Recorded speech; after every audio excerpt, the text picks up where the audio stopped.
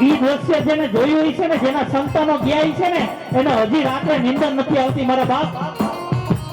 ઈ તો જેના ગયા હોય ને એને ખબર હોય, મને કે તમને ન ખબર હોય. ઈ દીકરીઓને છેલ્લો કોઈ રસ્તો ન રહ્યો ને એટલે ઉપરથી નીચે ટપો ટપ જયારે પડતો હશે ને ત્યારે સંતાનોનો અવાજ કેવા હશે, એની રાડો કેવી હશે. મારો કવિ શું કે છે? एक आह भरी होगी तुमने न सुनी होगी, आते जाते तुमने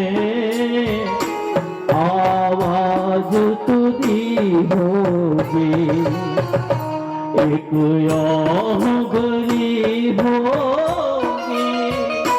तुमने सुनी होगी, आते जाते तुमने आवाज तो दी होगी.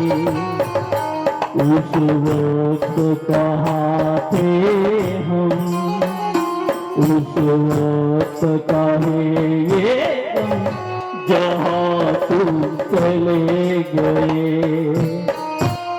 जहाँ तुम चले गए, जहाँ तुम चले गए.